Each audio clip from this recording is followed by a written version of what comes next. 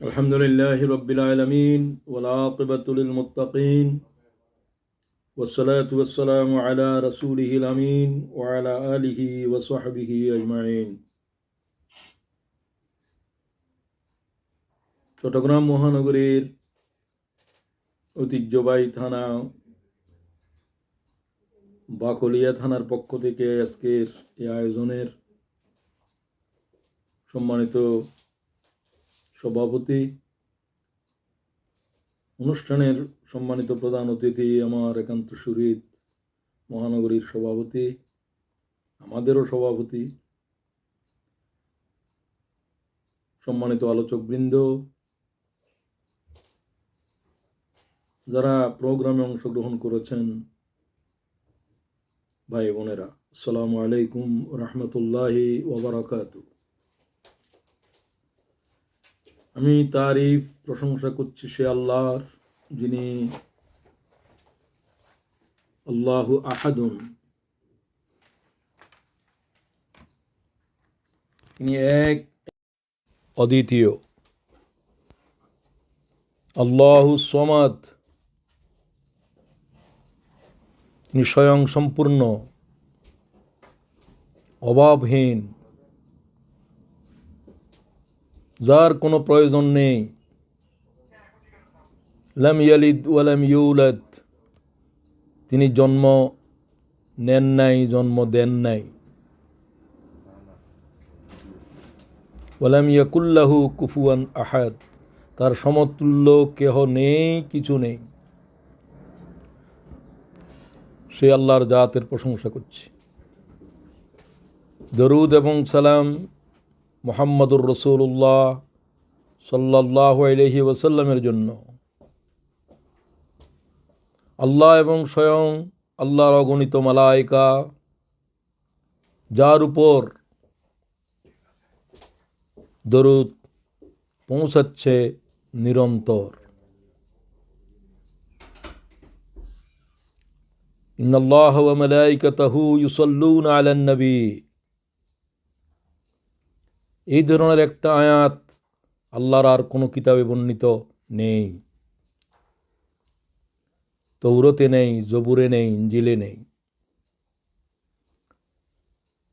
সারা কোরআনের এই আয়াত আমাকে বেশি আলোড়িত করে। আল্লাহ তাআলা তারই বান্দা, তারই সৃষ্টি মুহাম্মদ সাল্লাল্লাহু আলাইহি ওয়াসাল্লামের উপরে এবং তার মালায়েকাদেরকে সালাত পৌঁছানোর নির্দেশ দিয়েছেন, মুমিনদেরকেও দিয়েছেন।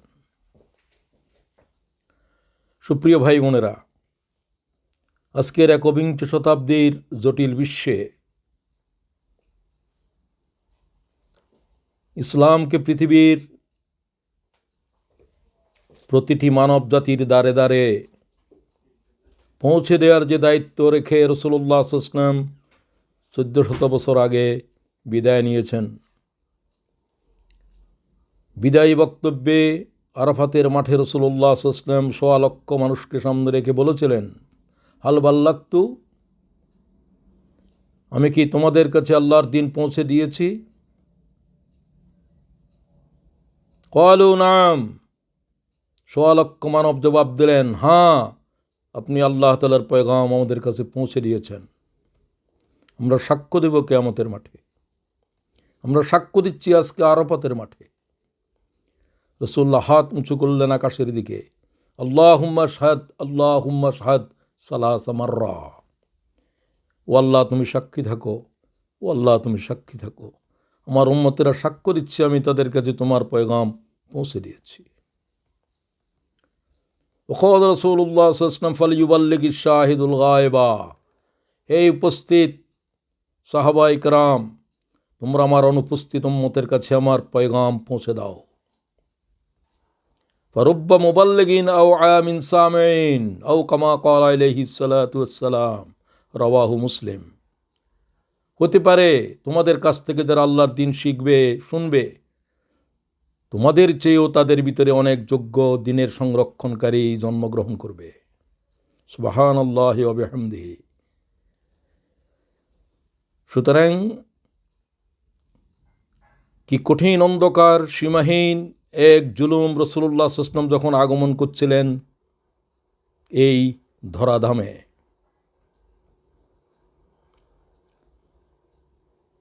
সে অবস্থা আজকে আলোচনা করার জন্য অনেক সময়ের প্রয়োজন। আমি আজকে আলোচনা করতে চাইব আল্লাহ তাআলার দ্বীনের পয়গাম মুহাম্মদুর রাসূলুল্লাহ সাল্লাল্লাহু আলাইহি ওয়াসাল্লাম কীভাবে বিশ্ব মানবতার কাছে পৌঁছেছিলেন। শরাবে আসক্ত, নেশাখোর, জাহেলিয়তের অন্ধকারের বেলাভূমিতে হারিয়ে গিয়েছিল যারা, দিশাহারা, যাদের ভিতরে সভ্যতা, ভদ্রতা, মানবিকতা, দয়া, সহানুভূতি, অনুগ্রহ, ভালোবাসার অস্তিত্বই ছিল না, তাদেরকে কি করে পরিবর্তন করলেন? হেদায়েতের বাণী বাহকগণ ৬০০ বছর পর্যন্ত পৃথিবীর জমিন থেকে খালি ছিল। প্রত্যেকটা কথা ভালো করে বোঝার জন্য আমি আন্দোলনের কর্মীদেরকে অনুরোধ করব। জুমে প্রোগ্রাম হওয়ার ভালো দিক আছে, খারাপ দিকও আছে। প্রোগ্রামও চলতেছে, তুমি কথাও বলো, অমনোযোগী থাকো, কেউ তো দেখছে না। আমি আশা করব ইসলামী আন্দোলনের প্রত্যেকটি দায়িত্বশীল প্রতিটি কথাকে, যেগুলো হাজার হাজার মাইল দূরের থেকে আমি বলছি, এবং তাদের কাছে বলছি যারা আমার পরিবারের সদস্য, যারা আমার একান্ত আপন। আমি যে মহানগরীর প্রতিটি বালির সাথে পরিচিত, আমি যে মহানগরীর প্রতিটি ইঞ্চি জমিনের উপরে কদম রেখেছিলাম, তোমরা সেই ময়দানের, সেই জমিনের কর্মী। তোমাদের সাথে আমার অনেক আবেগ জড়িত। বলছিলাম ৬০০ বছর পর্যন্ত আল্লাহর এই জমিন পয়গম্বরের কদম থেকে খালি ছিল। কি অন্ধকার জমিনের উপরে নেমে এসেছে। আল্লাহর কাবায় পর্যন্ত ৩৬০ দেবতা আসন গ্রহণ করেছে।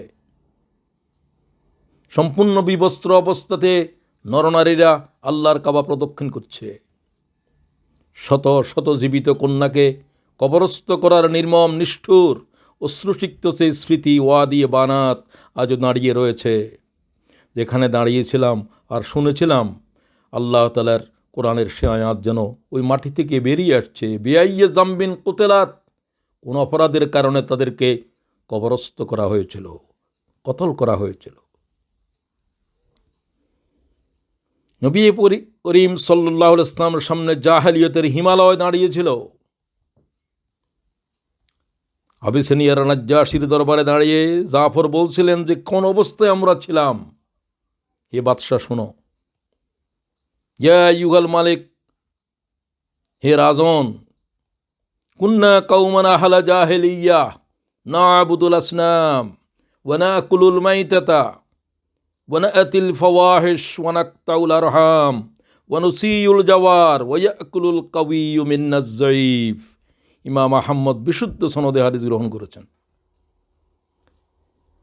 নাজ্জাশীর দরবারে খ্রিস্টানদের উদ্যোষিত জনপদে দাঁড়িয়ে আল্লাহ তাআলার পয়গম্বরের সাহাবী, দুনিয়া বাসা দায়ীদের একজন হযরতে জাফর দাঁড়ালেন। আমরা ছিলাম জাহেলিয়তের গহীন অতলে, আমরা অসংখ্য দেবতাকে মাবুদ বানিয়েছিলাম। না'বুদুল আসনাম, আমরা আল্লাহকে চিনিনি, আমরা দেবতাদেরকে মাবুদ বানিয়েছি, তাদের পূজা করেছি, তাদেরকে আমরাই তৈরি করতাম। আমাদের কাছে হালাল এবং হারামের কোনো বুঝ ছিল না, আমরা লাশ ভক্ষণ করতাম।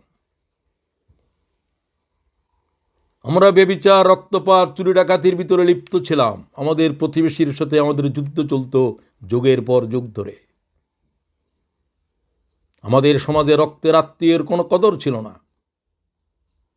আমাদের সমাজ ছিল দুর্বলের উপরে সবলের অত্যাচার। ফাকুন্না আলা যালিক, ওই অবস্থায় চলছিল বছরের পর বছর, শত বছর চলছে। অতঃপর বাআসাল্লাহু ইলাইনা রাসূলাম মিন্না, আমাদের ভিতর থেকে আল্লাহ এক পয়গম্বর খাড়া করে দিলেন এই ভয়াল জমিনে। আমরা সেই লোকটাকে চিনতাম, না'রিফু নাসাবাহু ওয়া সিদকাহু ওয়া আমানাতাহু ওয়া আফাফাহু। আমরা তাকে চিনতাম, তিনি আরবের শ্রেষ্ঠ, পৃথিবীর শ্রেষ্ঠ বংশ কুরাইশ বংশে ইব্রাহিম আলাইহিস সালামের বংশে জন্মগ্রহণ করেছেন।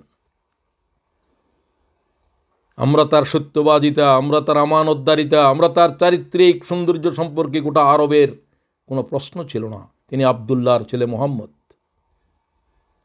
সাল্লাল্লাহু আলাইহি ওয়াসাল্লাম। ফাদাআনা ইলাল্লাহ, তিনি আমাদেরকে আল্লাহর দিকে ডাক দিলেন। প্রিয় ভাই বোনেরা, হাজার সমস্যাগুলো কেন তুলে ধরলাম? 1400 বছর আগে যে সমস্যাগুলো পৃথিবীতে ছিল, যে জাহেলিয়তের অন্ধকারে মুহাম্মদ ইবনে আবদুল্লাহ খাড়া হয়েছিলেন, একবিংশ শতাব্দীর পৃথিবী আজকে সে জাহেলিয়ত, সে অন্ধকার আবার মাথা উঁচু করেছে।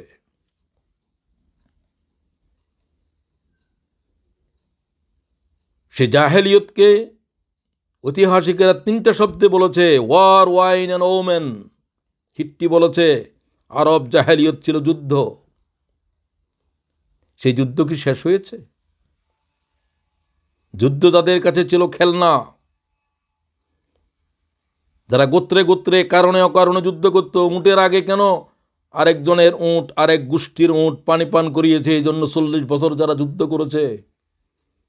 কি জাতের যুদ্ধ সেই সমাজে ছিল? আজকে কি হচ্ছে? আজকে তো তার চাইতে অধিক বেশি মানব খুন চলছে। মানবতার পরে আজকে যুদ্ধ কি বিভীষিকা হয়ে এসেছে? 100 বছর আগে হত্যাকাণ্ড সংগঠিত হতো তলোয়ার বল্লম দিয়ে। আজকে কি হচ্ছে? আজকে দুনিয়ার সমস্ত শক্তি, পরাশক্তিগুলো শুধু অস্ত্র নির্মাণের জন্য ট্রিলিয়ন ডলার ব্যয় করছে। ওমার ব্রেডলি বলেন, missiles will bring anti-missiles, anti-missiles will bring anti-missiles. আজকে শুধু ক্ষেপণাস্ত্র তৈরি হচ্ছে, ক্ষেপণাস্ত্র বিধ্বংসী ক্ষেপণাস্ত্রের জন্ম দিচ্ছে। বিধ্বংসী ক্ষেপণাস্ত্র বিধ্বংসী ক্ষেপণাস্ত্রের জন্ম দিচ্ছে। পরাশক্তির অস্ত্রাগারে 62,000 বার পৃথিবী ধ্বংস করার মারণাস্ত্র রয়েছে। পৃথিবী আছেই একটা।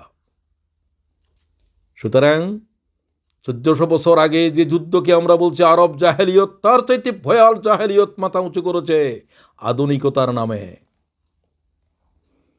অথচ আল্লাহ তাআলা বলেন, একটা মানব খুন করা, মান কাতালা নাফস বিগাইরি নাফস ফাকান্নামা কাতালান নাস জামিয়া। একটা মানবকে যারা নিরপরাধ খুন করেছে, তারা সমগ্র মানবতার খুন করে দিয়েছে। ওয়ামান আহইয়াহা ফাকান্নামা আহইয়ান নাস জামিয়া। আল্লাহর এক গোলামকে যারা বাঁচিয়েছে, তারা বিশ্ব মানবতাকে বাঁচিয়েছে। এই ধরনের একটা কথা আল্লাহর কোরআন শরীফ ছাড়া আর কোনো কিতাবে আছে? এই যুদ্ধ থেকে পৃথিবীকে আজ বাঁচাইতে হবে। সে আরব যুগে ছিল ওয়াইন, শরাব। ডব্লিউ 3W 2W হলো ওয়াইন, নেশা, গাঁজা, পেন্সিডিল। আজকে নেশার কত সামগ্রী, হাজার হাজার নেশার সামগ্রী। শুধু বাংলাদেশের মতো 54,000 বর্গমাইলের একটা দেশে স্কুল, কলেজ, ইউনিভার্সিটিতে পড়ুয়া ছাত্রদের 70 লাখের উপরে নেশাখোর আছে। এটা আরও 5-7 বছর আগের জরিপ বলছি আমি। 70 লক্ষের উপরে আছে শুধুমাত্র গাঁজা, ফেন্সিডিল, শরাব, নিশায় আসক্ত। ইংলিশ মিডিয়ামের ছাত্রী, এসএসসিও পাশ করে নাই এখনো, অথবা এসএসসি পাশ করেছে এই ধরনের একটা মেয়ে, ঐশী, যার নাম, পুলিশ অফিসার, তার পিতা মা 2 জনকে খুন করেছে নেশার বিরোধিতা করার জন্য। এই অসভ্য সমাজে আমরা আছি। এটা তো আরবের অসভ্যতার চাইতেও ভয়াল। সুতরাং যে নেশাকে আল্লাহ তাআলা হারাম করেছেন আল্লাহর তামাম কিতাবে, ইন্নামাল খামর ওয়াল মাইসর ওয়াল আনসাব ওয়াল আজলাম রিজজুম মিন আমালিশ শাইতান। নিশ্চয়ই শরাব, জুয়া, পূজার বেদী, ভাগ্যতীর, এগুলো ইবলিসের কর্মকাণ্ড। এগুলো মুমিনদের জন্য কি চিরতরে হারাম করে দেওয়া হয়েছে। লা তাশরাবান্না খামরান ফাইন্নাহু রাসু কুল্লি ফাহিশা। রাসূলুল্লাহ বললেন, সমস্ত অশ্লীলতার মায়ের নাম হচ্ছে নেশা। আমেরিকার প্রেসিডেন্ট রিগান এক সময় বলেছিল, আমার কাছে নেশা, শরাব পরমাণুর চাইতেও ভয়াল। যে নেশাখোরদের জন্য আজ বিশ্ববিদ্যালয়ে আর্মি নামাতে হয়েছে। প্রেসিডেন্ট রোনাল্ড রিগান একথা বলেছিলেন। কত বড় সভ্য দেশের প্রেসিডেন্ট, আধুনিকতার রাজধানী বলা যায়। সুতরাং 4, এরপরে বলতে চাই ওয়াইনের পরে তৃতীয় ডব্লিউ হলো ওয়ার, ওয়াইন অ্যান্ড ওমেন। সেই যুগের অসভ্যতার অন্যতম বিষয় ছিল নারী, সেক্স, সেক্সুয়াল অ্যানার্কি। নৈতিকতার কি নৈরাজ্য চলছিল সেই যুগে, যা ছিল আজকের যুগে কি চলছে?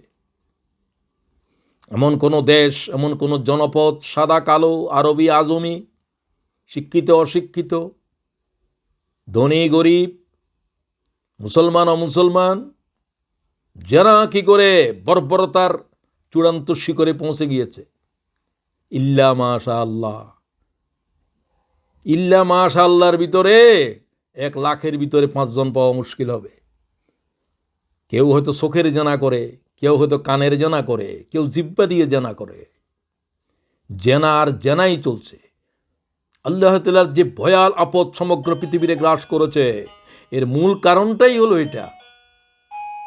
এর মূল কারণটাই জাহারাল ফাসাদু ফিল বাররি ওয়াল বাহর বিমা কাসাবাত আইদিন নাস। জলস্থলে যে ভয়াল বিপর্যয় চলছে, এর মূল কারণ কি? যে সমস্ত পাপাচার, তার অন্যতম হচ্ছে ব্যভিচার। সুতরাং আসুন, আমি যে কথাটা বলতে চাচ্ছিলাম, আজকের জাহেলিয়তকে মোকাবেলা করার জন্য মুহাম্মদ ইবনে আব্দুল্লাহ সাল্লাল্লাহু আলাইহি ওয়াসাল্লাম, যার উপরে আল্লাহ তাআলার বিধান অবতীর্ণ হয়েছিল আজ থেকে 1500 বছর আগে, তিনি তার দ্বিতীয় ওহী আল্লাহ তাআলা তাকে বললেন যে কিভাবে তুমি আল্লাহ তাআলার এই জাহেলিয়তের মোকাবেলা করার জন্য জমিনের উপরে আল্লাহ তাআলার দ্বীনকে পৌঁছে দেবে। সেই আয়াতগুলোকেই আজকে আমি আমাদের কর্মীদের সামনে, দায়ীদের সামনে বলতে চাই, তোমাদেরকে আমাদেরকে এই দাওয়াত পৌঁছে দেওয়ার এই জিম্মাদারি গ্রহণ করতে হবে। ইয়া আইয়ুহাল মুদ্দাসির কুম ফাআনজির ওয়া রাব্বাকা ফাকাব্বির ওয়া সিয়াবাকা ফাতাহহির ওয়ার রুজজা ফাহজুর ওয়া লা তামনুন তাস্তাকসির ওয়া লিরাব্বিকা ফাসবির। সূরা মুদ্দাসসিরের 1 থেকে 7 আয়াত একেবারে হৃদয়ের ভিতরে মরণ পর্যন্তের জন্য গেঁথে রাখো। আল্লাহ তাআলা বলেন, হে কম্বল আবৃত মুহাম্মদ সাল্লাল্লাহু আলাইহি ওয়াসাল্লাম, দাঁড়াও, কুম, সিদ্ধান্ত নিয়ে দাঁড়াও, বুক টান করে দাঁড়াও, সাবধান করো পৃথিবীর অচেতন মানব গোষ্ঠীকে। ওয়া সিয়াবাকা ফাতাহহির, পবিত্রতা ও পরিচ্ছন্ন পোশাক পরো। ওয়ার রুজজা ফাহাজুর, সমস্ত অশ্লীলতার পঙ্কিলতা থেকে নিজের জীবনকে দূরে রাখো। ওয়ালা তামনুন তাস্তাকসির, অধিক পাওয়ার আশায় কোনো অনুগ্রহ করো না, দাওয়াত বেচা কিনা করবে না। বলে রব্বিকা ফাসবির, আল্লাহর দিকে চেয়ে সবর এখতিয়ার করো দাওয়াতের কঠিন জমিনের উপরে। আমি আজকের আলোচনার জন্য এই আয়াতগুলোকে বাছাই করেছি। এই শতাব্দীর দায়ীদের জন্য প্রত্যেকটা কথাকে অনুধাবন করতে হবে। এগুলো আল্লাহর পক্ষ থেকে অবতীর্ণ, এগুলো রাসূলুল্লাহর প্রথম ইকরা অবতীর্ণ হওয়ার পরে দ্বিতীয় ওহী।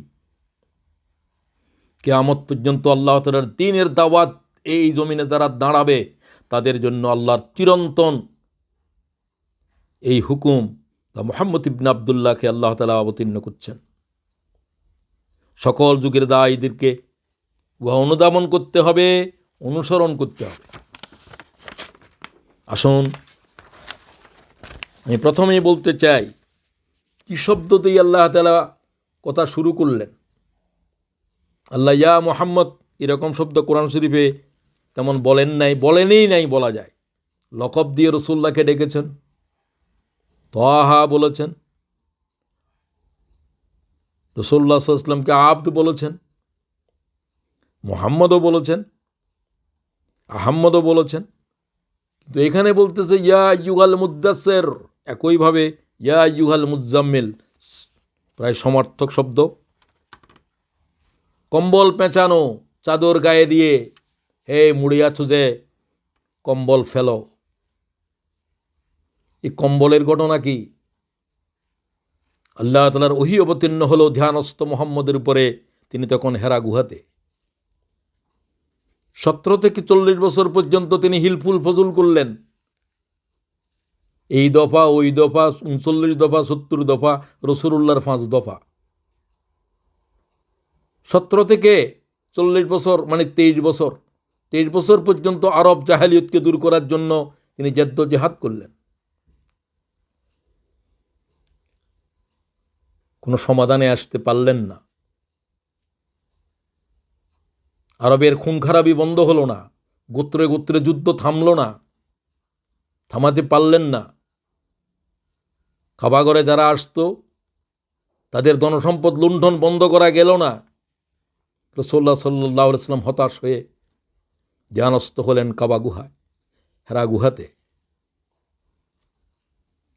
সেই ইতিহাস দীর্ঘ, সেই ইতিহাস আপনারা জানেন, সেই ইতিহাস না জানলে জেনে নেবেন।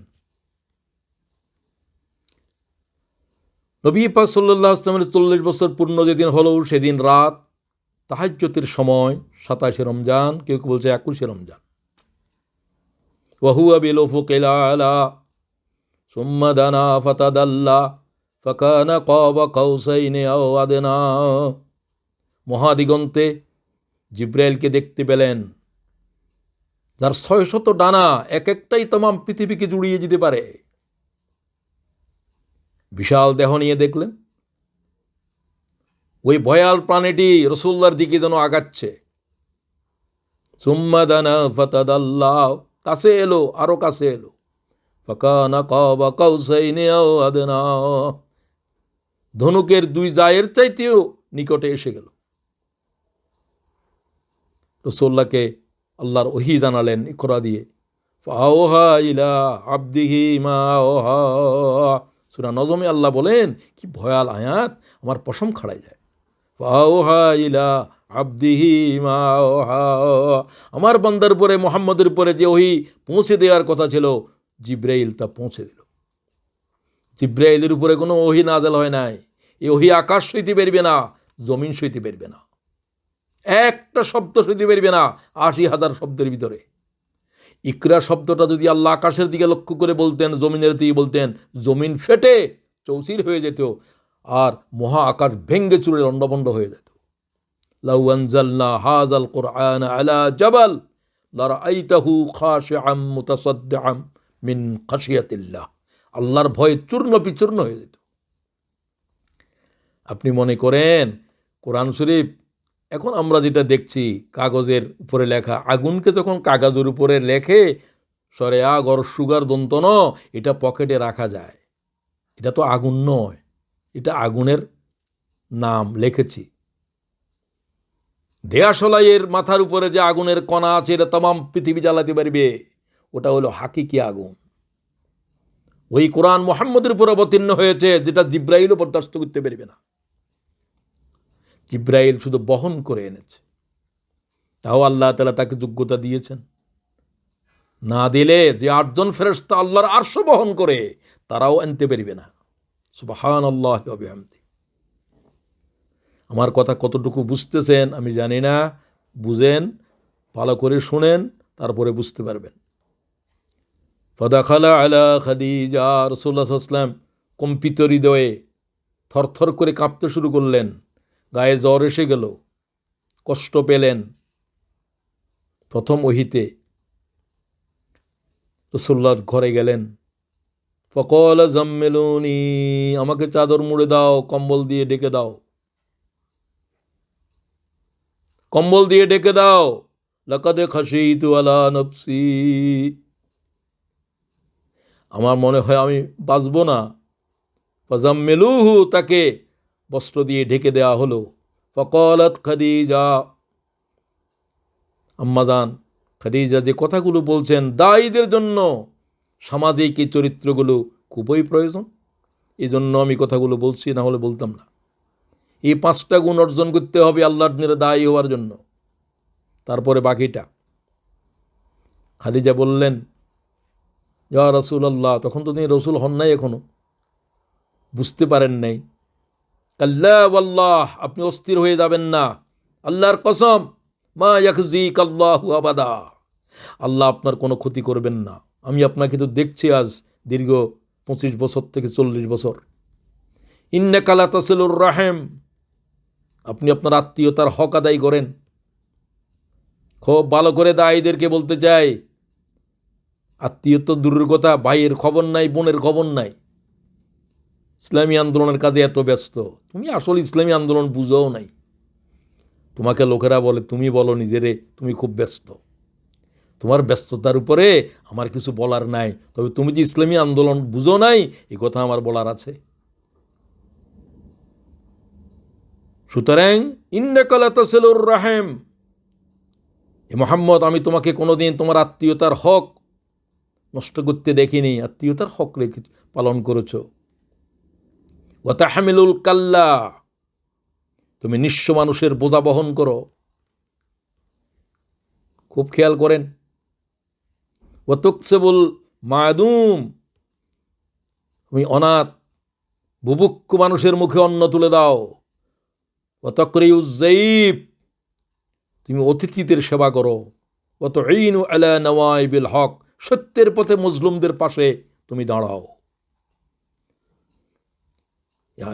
এই হাদিস ইমাম বুখারী গ্রহণ করেছে। রাসূলুল্লাহর জীবনের এত ঘনিষ্ঠ আর কে আছে খাদিজার চাইতে? হুজুরের অন্য স্ত্রীরা কি এমন? হুজুর বলছে, খাদিজার মতো কোনো স্ত্রী আল্লাহ আমাকে দেয়নি। রাসূলুল্লাহর উক্তি। আয়েশার মতো এই জাতির পিতু শিরোমণিরা যখন এসেছেন, রাসূলুল্লাহ বলছে, খাদিজার তুলনা নাই, তামাম পৃথিবীতে নাই, আমার স্ত্রীদের ভিতরেও নাই। তিনিই বলেন। সুতরাং দায়ীদের জন্য এই 5টি সামাজিক চরিত্র আমি অপরিহার্য মনে করি। সবার জন্য আল্লাহ আমাকে দাও, আমার ভাই বোনদেরকেও দাও। হে কম্বল আবৃত, কম্বল ফেলে দাও, আরামের বিছানা গুটাও। ভালো লাগতেছে না, গায়ে জ্বর, মারা যাবে, এই সমস্ত কথা ত্যাগ করো। তোমার উপরে নবুয়তের বিশাল বিষয় ঘটেছে। ইহা এক কঠিন জিম্মাদারি।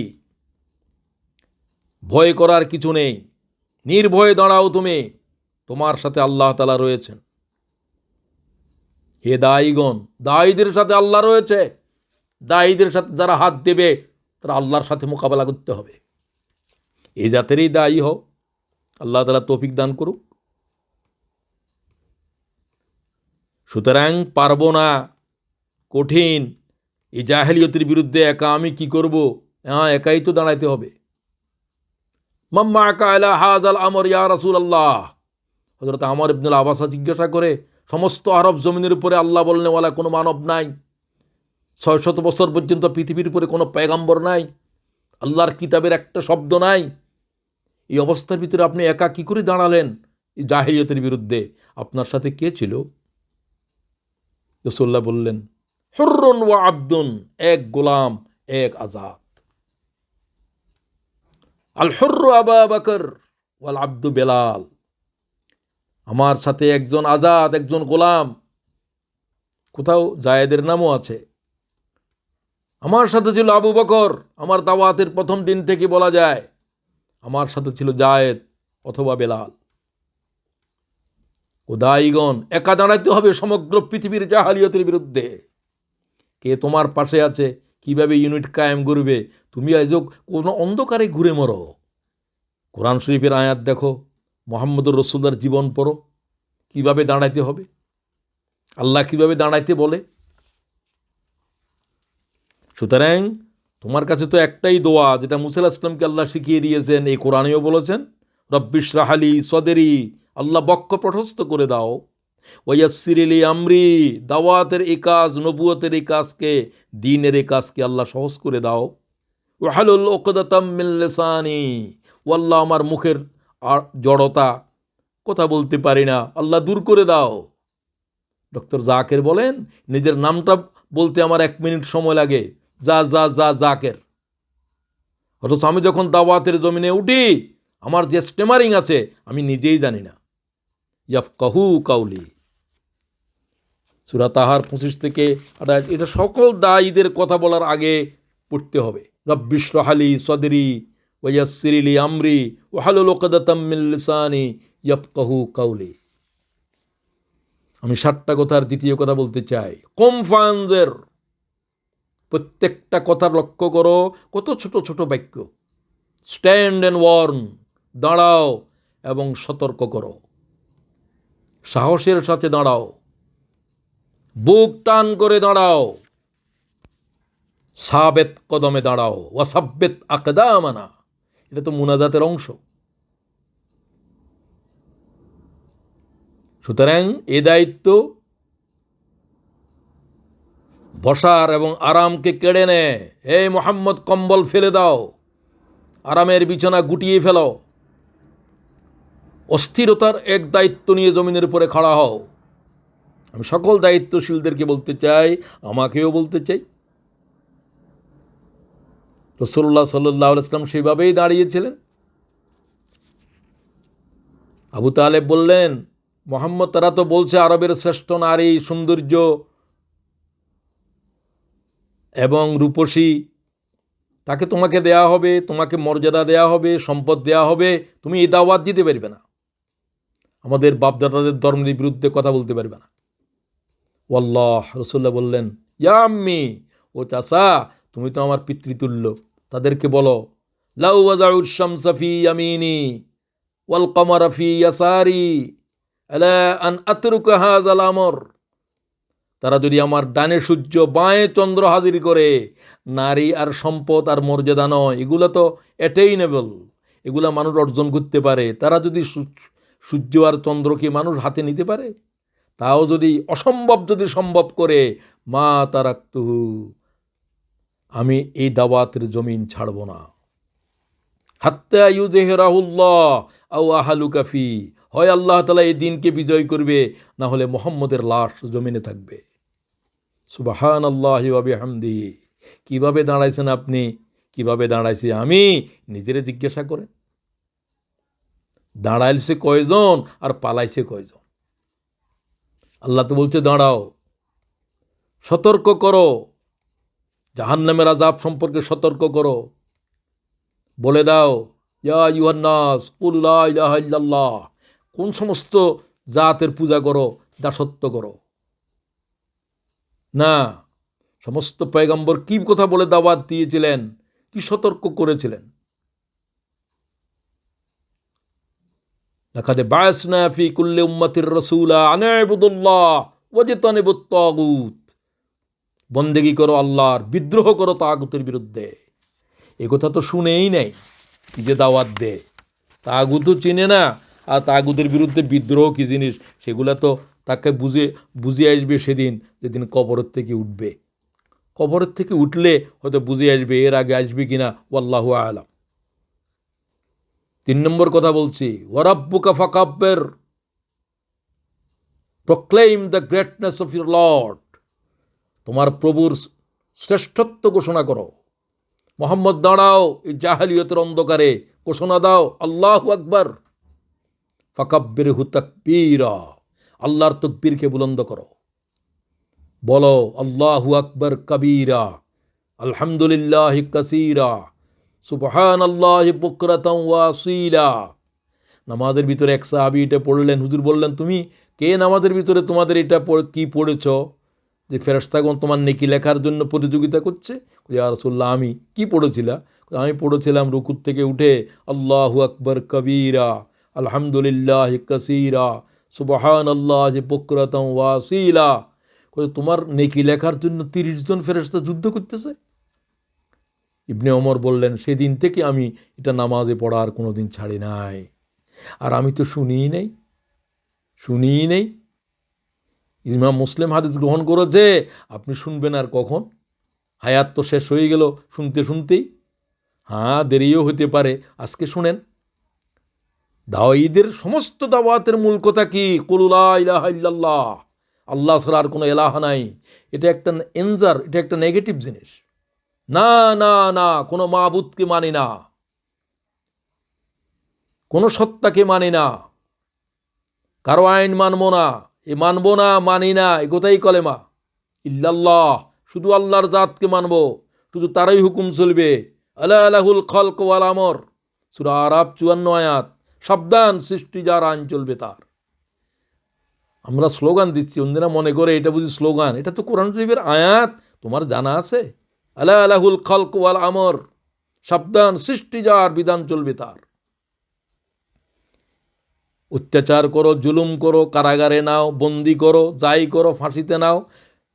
তো এই জন্য তো কারাগারের পয়গাম্বরও জেলখানা থেকে এই দাওয়াত দিচ্ছে একই কথা, ইয়া সাহিবাই সিজিন আরবাবুম মুতাফাররিকুনা খায়রুন আমিল্লাহুল ওয়াহিদুল কাহ্হার। হে কারাগারের সাথীরা, মিশরের কারাগার ইউসুফ আলাইহিস সালাম, অসংখ্য মাবুদ ভালো হবে এক একটা সমস্যার সমাধান করার জন্য এক এক মাবুদ, লক্ষ সমস্যার লক্ষ মাবুদ, এটা কি ভালো হবে? নাকি আমিল্লাহুল ওয়াহিদুল কাহ্হার, সব সমস্যার সমাধান করতে পারে এক কাহ্হার, এক জব্বার, এক কাদের পরওয়ারদিগার, সর্বশক্তিমান আল্লাহ তোমাদের জন্য ভালো হবে? তোমরা কাদের পূজা করো? মা তা'বুদুনা মিন দুনি ইল্লা আসমা, কতগুলো নামের পূজা করো। এটার নাম কালী, এটার নাম দুর্গা, এটার নাম ওই, এটার নাম সেই, এটার নাম বঙ্গিসা, এটার নাম অমুকসা। এগুলা কতগুলো নামের পূজা করছো। সাম্মাইতুমুহা আনতুম ওয়া আবাউকুম, তোমরা নাম রেখেছো এদের, অথবা তোমাদের বাপদাদারা নাম রেখেছে এদের। সুতরাং আজকে দাওয়াতের মূল জিনিস হবে আল্লাহ তাআলার তাকবীর ঘোষণা করা, আল্লাহু আকবার বলো। সমস্ত কোরআন শরীফের তরজমাকে যদি এক শব্দে বলতে হয়, এটাই বলতে হবে, আল্লাহু আকবার। সব কিছুর উপরে আল্লাহ বড়, সব কিছুর উপরে আল্লাহর বিধান চলবে। কি যে দাওয়াত দায়ীরা কথা বলে, কথাই তো আমরা শিখি নাই। আল্লাহ তাআলা পয়গম্বরকে শিখাচ্ছেন, ওয়ারাব্বিকা ফাকাব্বির, আল্লাহর তাকবীর বুলন্দ করো, আল্লাহর তাকবীর বুলন্দ করো। তোমার দাওয়াত, তোমার সংগঠন, তোমার অমুক, তোমার অমুক, এগুলা বলে যাও। ফাদাআনা ইলাল্লাহ, জাফর বললেন যে তিনি আমাদেরকে আল্লাহর দিকে ডাক দিলেন। আমি বলতে চাই আমাদেরকেও, সংগঠনের কর্মীদেরকেও, সংগঠন বড় কথা নয়, অমুক বড় কথা নয়, ফাদাআনা ইলাল্লাহ, আল্লাহর দিকে ডাক দেওয়া শিখো। ওয়াসিয়াবাকা ফাতাহহির, ক্লিনজ ইউর ক্লথস, তোমার পোশাক পবিত্র করো, পরিচ্ছন্ন রাখো। পোশাকের কথা এত গুরুত্বপূর্ণ? হ্যাঁ, গুরুত্বপূর্ণ। পোশাকের সৌন্দর্য, পোশাক মার্জিত হওয়া, এটা দায়ের জন্য গুরুত্বপূর্ণ। ফোঁসা কাপড়ের থেকে ঘামের গন্ধ, 1 মাস পর্যন্ত কাপড় ধোও নাই, দাঁটি। আর লোকেরা তোমার বলে বুজুর্গ, স্মার্ট ড্রেস পরলে গো তার কাছে তাকওয়া নাই। তাকওয়া বুঝো তুমি? তুমি আর এক খবিস। খবিসেরা দায়ীও দিতে পারে না। আল্লাহু জামিল ইউহিব্বুল জামাল, রাসূলুল্লাহ বলেন আল্লাহ সুন্দর, সুন্দরকে পছন্দ করেন। তোমরা আল্লাহর কাছে নামাজে দাঁড়াইবার আগে দিয়ে কাপড় বদলাই আসো, গামের পচা গন্ধ নিয়ে কাপড় নিয়ে দাঁড়ানো। কোরআন শরীফের আয়াতে বলছে আল্লাহ তাআলা, ইয়া বনি আদম খুযু যিনাতাকুম ইনদা কুল্লি মসজিদ, প্রতি নামাজের পূর্বে তোমরা তোমাদের কাপড় পরিবর্তন করো, সুন্দর পবিত্র পোশাক পরে আল্লাহর দাঁতের সামনে হাজির হও। এটা কোরআন শরীফের আয়াত বলছি, সূরা আরাফ 31 নম্বর। ফোঁসা কাপড় পরে না এই ধরনের দরবেশ দেখলে তোমরা মনে করো তার ভিতরে বুজুর্গি আছে, থুতু মেরে দাও ওই সমস্ত বুজুর্গদের উপরে। না, তোমরা স্মার্ট ড্রেস পরো। একজনের গলাতে টাই দেখে বলো যে না সে কাফের হয়ে গেছে, তুমি বুঝো কাফের হওয়া কাকে বলে? এটা তো একটা স্মার্ট ড্রেস। ড্রেসের নাম কি কুফুরির কিছু আছে এখানে? এটা কি কোনো জাতির বিশেষ পোশাক? না। হ্যাঁ, তবে কোনো জাতিরা যদি বিতর্ক করে কোনো জিনিসে, সেটা হয়তো অ্যাভয়েড করা যেতে পারে। তো আমি বলতে চাই, ওয়াসিয়াবাকা ফাতাহহির, পবিত্র সুন্দর স্মার্ট কাপড় পরো, পোশাক পরো। মানুষের সামনে দাঁড়াবার আগে রাসূলুল্লাহ পাগড়ি পরিধান করা অবস্থা ছাড়া তো খুতবাই দেয় নাই। আমামাতান সাউদা, আমামাতান সাউদা, শুধুমাত্র 10 থেকে 12টা হাদিস তিরমিজির ভিতরে আছে। রাসূলুল্লাহ খুতবা ছিঁড়ে দাঁড়িয়েছেন, মাথার উপরে কালো রঙের পাগড়ি, সাদা জামা গায়ে। কি স্মার্ট পয়গম্বর! ওয়াররুজিদা ফাহাজুর, কিপ অ্যাওয়ে, আর রুজ, শিরক থেকে, পঙ্কিলতা থেকে দূরে থাকো। জীবনের ভিতরে পঙ্কিলতা, জীবনের ভিতরে গুনাহ, জীবনের ভিতরে বড় বড় অপরাধ, আর দায়ী হয়ে দাঁড়াইছে জমিনের উপরে। না, দায়ীদের জিন্দিগি থেকে সমস্ত কুফরের চিহ্ন মুছে দিতে হবে। তার বলার ভিতর থেকে, তার চলার ভিতর থেকে, তার চিন্তা থেকে, তার আমল থেকে।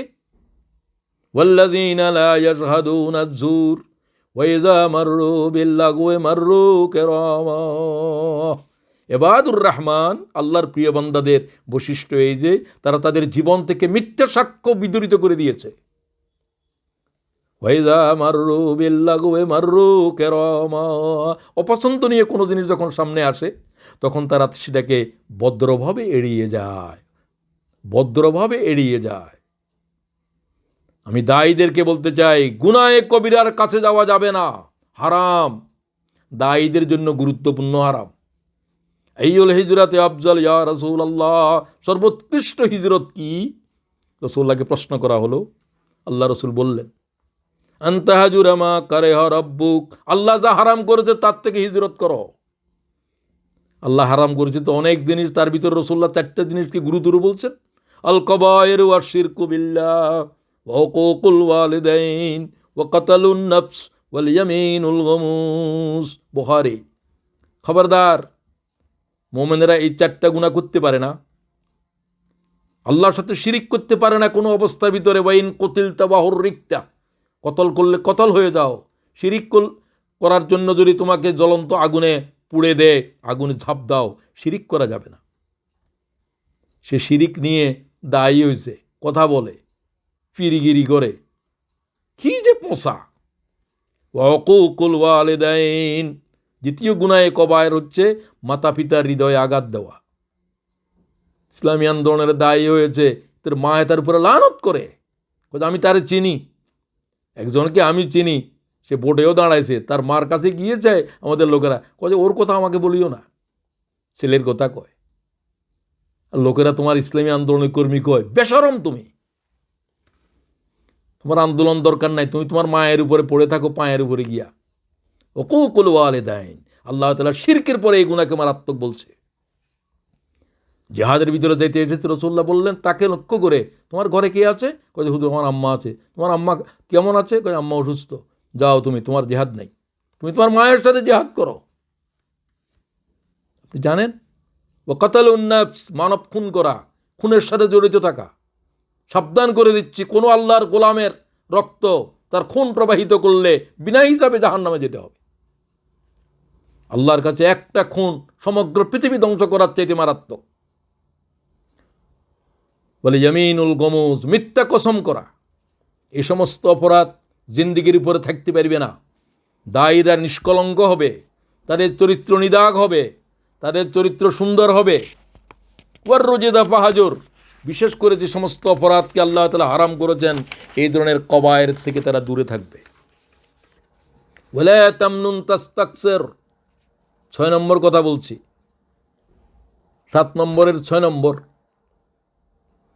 Show not favour to have more, বেশি পাওয়ার জন্য অনুগ্রহ দেখাবে না। মানব জাতির উপরে সবচেয়ে বড় এহসান নবীদের এহসান। তারা গুমরা মানব জাতিকে জান্নাতের পথ দেখিয়েছে। যারা দায়ী তারাও মানব জাতির উপরে এহসান করছে, এই এহসানের কোনো বিনিময় নাই। এ দায়ীগণ দাওয়াতের উজিরত, দাওয়াতের বিনিময় গ্রহণ করা, দর কষাকষি করা, হারাম হারাম এবং হারাম। আল্লাহর কোরআন বলছে, সমস্ত নবীগণ একই বলছেন, লা আসআলুকুম আলাইহি মালা ইন আজরিয়া ইল্লা আলাল্লাহ। ও জাতি, তোমাদের কাছ থেকে দাওয়াতের কোনো বিনিময় চাই না, আমাদের এই বিনিময় আল্লাহ তাআলার কাছে। ওয়া মা আসআলুকুম আলাইহি মিন আজরিন, সূরা শুআরার 145 আয়াতের ভিতরে আল্লাহ সালেহ আলাইহিস সালামের কথা বললেন। এই সূরার ভিতরে একাধিক আয়াত আছে এই বিষয়ে। ইন আজরিয়া ইল্লা আলা রাব্বিল আলামিন, আমাদের আজর, আমাদের বিনিময় আল্লাহ তাআলার কাছে। আজকে দাওয়াতের জমিনের উপরে দাওয়াত ব্যাপারী বাইর হয়েছে, দাওয়াত ব্যাপারী, এবং তাদের দালালও আছে। হুজুরের দাওয়াত ঠিক করে দিবে, এর পার্সেন্টেজ আছে। কি জাতের অশালীন, কি জাতের অশ্লীলতা চলছে। ইংল্যান্ডে একজন আসতে চায়, তার দাওয়াত টিকিট বিক্রি হচ্ছে, এটা নিয়ে ব্যবসা করতেছে অন্যেরা। তারপরে পার্লামেন্টে কথা বলে, হেই সে হাবিজাবি। আমি সেদিকে যেতেও চাই না এই সমস্ত পচা লোকদেরকে। এদের দ্বারা কি মানবজাতির হেদায়েতের কিছু হবে? তারা নিজেদেরকে এইভাবে বিক্রি করে, টাকার বিনিময়ে, অর্থের বিনিময়ে। ও আল্লাহর গোলামেরা, এগুলোর জায়েজ নাই। লা আসআলুকুম আলাইহি মালা, কোনো মাল, কোনো সম্পদ, কোনো কিছুর বিনিময়ে দাওয়াত হইতে পারে না। দায়ীদের বিনিময় তারা অত্যাচারিত হবে, তারা মজলুম হবে, তারা নির্যাতিত হবে, তারা শাহাদাত বরণ করবে। আল্লাহর কাছে প্রতি রক্তের প্রতি ফোঁতার আল্লাহ তাআলার কাছে বিনিময় আছে। আল্লাহ তাআলা দিবেন সেটি কোরআন শরীফে এতবার আল্লাহ তাআলা বলছেন। সুতরাং সর্বশেষ দাওয়াতের এই জমিনে যারা উঠেছে তারা জেনে রাখুক, এই জমিন হচ্ছে ভয়াল। এই জমিন পয়গম্বরদের রক্ত চুষে খেয়েছে। এই জমিনের উপরে শত শত পয়গম্বর, 350 পয়গম্বর শুধু ইহুদিদের হাতে খুন হয়েছে। ও আল্লাহ তাআলার গোলামেরা 80 কিলোমিটার পথ হেঁটে গেলেন, একটা বাহন পর্যন্ত নাই। একটা গোলাম সাথে রাসূলুল্লাহর, হযরত যায়েদ 3 থেকে 5 দিন, কেউ বলছে 10 দিন রাসূলুল্লাহ সাল্লাল্লাহু আলাইহি ওয়াসাল্লাম তায়েফে ছিলেন। একজন মানব দাওয়াত কবুল করে নাই। একটা গ্লাস পানি রাসূলুল্লাহর খেতে দেয় নাই, বসতে বলে নাই। তায়েফের ঘরে ঘরে দাওয়াত দেওয়ার পরেও একজন মানুষ দাওয়াত কবুল করল না। বালকদেরকে লেলিয়ে দিল, পাথর মারো। কদিনের দায়ীগণ, দাওয়াতের জমিনের উপরে ফাঁসি আসবে, দরকার হলে আরো ফাঁসি দাও তোমরা, আমরা এই ময়দান থেকে ছুটবো না। এটা পয়গম্বরদের রক্ত চুষে গিয়েছে।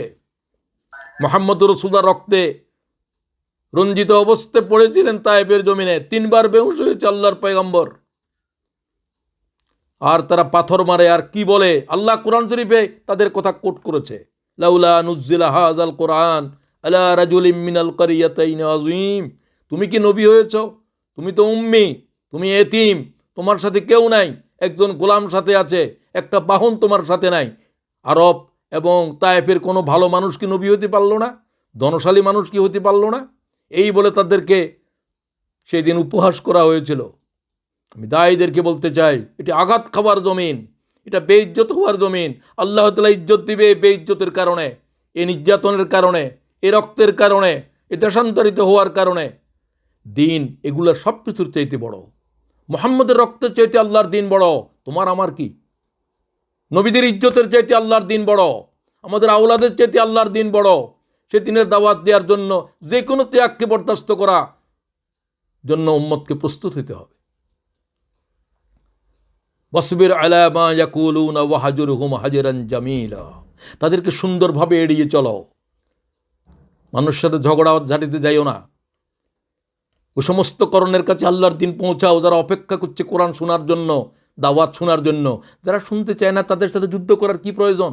ইন্নাকা লা তাহদি মান আহবাবতা। মুহাম্মদ তোমাকে কোনো আমি দারোগা করে পাঠাই নেই। লাস্তা আলাইহিম বিমুসাইতির। তোমার কাজ হচ্ছে দাওয়াতের জানাই দেওয়া। কেউ গ্রহণ করুক না করুক সে কথার ফয়সালা আল্লাহ তাআলার কাছে হবে। সুতরাং আজকের একবিংশ শতাব্দীর আজকে জাহেলিয়তের অন্ধকার যখন সমগ্র দুনিয়ারে ক্রাশ করে নিয়েছে, ব্যভিচার, অনাচার, জুলুম, অত্যাচার সমগ্র পৃথিবীকে ভারাক্রান্ত করে দিয়েছে, সেই অবস্থার ভিতরে আজ মুহাম্মদুর রাসূলুল্লাহ যে দাওয়াত নিয়ে পৃথিবীতে এসেছিল, সে উম্মতের কাছে আল্লাহ তাআলার আখিরি পয়গম্বরের আখিরি দাওয়াতকে পৌঁছে দেওয়ার জন্য আসুন আমরা সিদ্ধান্ত গ্রহণ করি।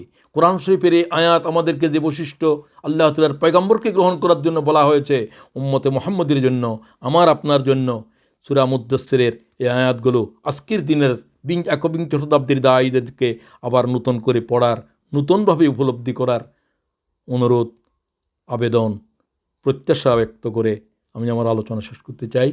আসসালামু আলাইকুম ওয়া রাহমাতুল্লাহি ওয়া বারাকাতুহু।